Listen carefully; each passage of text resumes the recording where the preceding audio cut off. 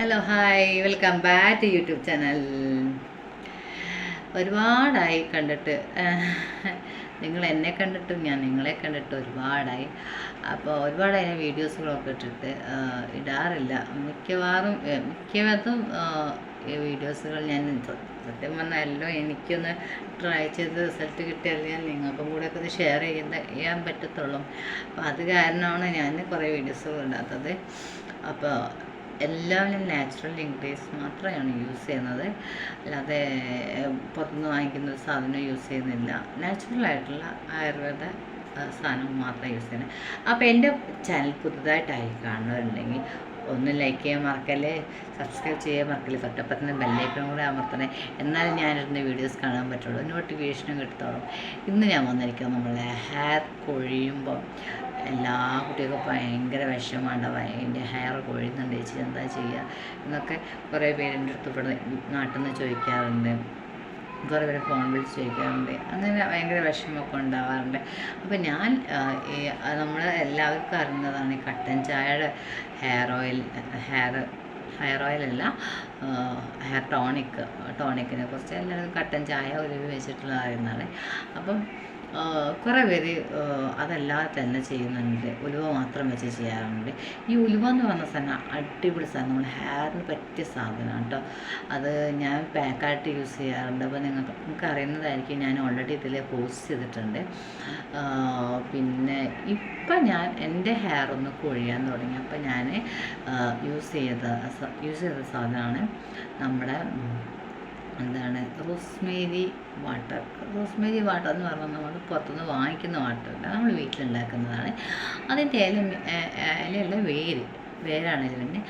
അപ്പോൾ പല സ്ഥലത്തും പല പേരുകളിലാണ് അറിയപ്പെടുന്നത്. ചിലർ ഇല എന്ന് പറയും, ചിലർ വേരെന്ന് പറയും. അപ്പോൾ മീഷോ നിന്ന് ഞാനൊരു പ്രൊഡക്റ്റ് വാങ്ങിച്ചിട്ട് എൻ്റെ അളമാരെ കിടക്കുക എന്നല്ലാതെ ഞാൻ ആ സാധനം എങ്ങനെ ഉണ്ടാക്കിയാൽ എനിക്ക് എഫക്റ്റ് ചെയ്യുന്നൊന്നും അറിയില്ലായിരുന്നു. അങ്ങനെ എൻ്റെ മുടി കൊഴിയാൻ ലക്ഷം തുടങ്ങിയപ്പോൾ, വെള്ളമൊക്കെ മാറി കുളിക്കുമ്പോൾ കൊഴിയാൻ തുടങ്ങിയപ്പോൾ ഞാനായത് ഉലുവയും പിന്നെ ഒരു സ്പൂൺ ഉലുവയും പിന്നെ ഈ ഒരു എന്താ പറയുക റോസ്മേരിയുടെ വേര്, ഒരു സ്പൂൺ റോസ്മേരിൻ്റെ വേരും കൂടെ ഇട്ട് 2 ഗ്ലാസ് വെള്ളത്തിലാണ് ഞാൻ തിളപ്പിച്ചെടുത്തത്. അപ്പോൾ തിളപ്പിച്ച് എടുത്ത് കഴിഞ്ഞിട്ടുള്ള ഒരു കളർ ഇങ്ങനെയായിട്ട് വരിക, നല്ല കട്ടൻ ചായയുടെ കളറായിട്ട് വരും. പിന്നെ റോസ്മേരിൻ്റെ ഇല മാത്രമായിട്ട് തിളപ്പിക്കുകയാണെങ്കിൽ നല്ല പച്ച കളറായിട്ട് കിട്ടും. ഇതിൽ ഞാൻ ഉലുവ കൂടുതലായിട്ട് ചേർത്തിട്ടുണ്ട്. ഈ ഉലുവ നല്ലതാണ്, നമ്മളെ ഹെയറിന് നല്ല പ്രൊമോട്ട് ചെയ്യുന്നുണ്ട് കേട്ടോ.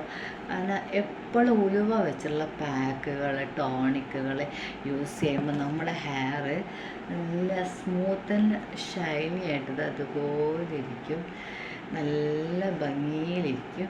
നമുക്ക് എങ്ങോട്ടേലും പോകുമ്പോൾ പെട്ടെന്ന് ഷാമ്പു ഇടണം, പോയി ഷാമ്പു ഇട്ടട്ടെ എന്നൊക്കെ വിചാരിച്ച് ഓടിപ്പോയി നടക്കേണ്ട ആവശ്യമില്ല. ഞാൻ കുളിച്ചതും കൂടിയാണ്.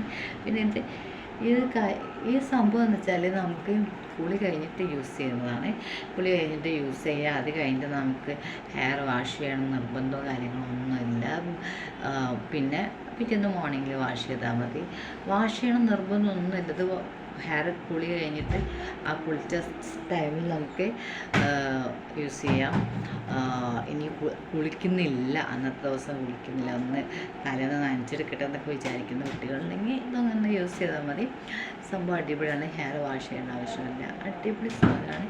എനിക്ക് നല്ല റിസൾട്ട് കിട്ടുന്നുണ്ട്. അതുകൊണ്ട് തന്നെ ഞാൻ മീഷോന്ന് ഇത് 2ാമത്തെ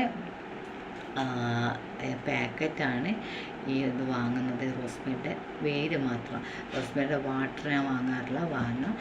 വാട്ടറിനെക്കാട്ടി കൂടുതൽ അമേസിങ് റിസൾട്ട് ഇതിൻ്റെ വേരിലാണ് കിട്ടുന്നത്.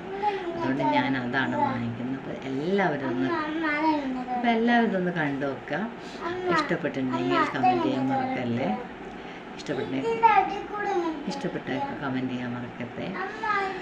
അപ്പം എല്ലാവർക്കും ഒരു ഹാപ്പി വിഷു ആശംസകൾ, അഡ്വാൻസ്. Okay, by.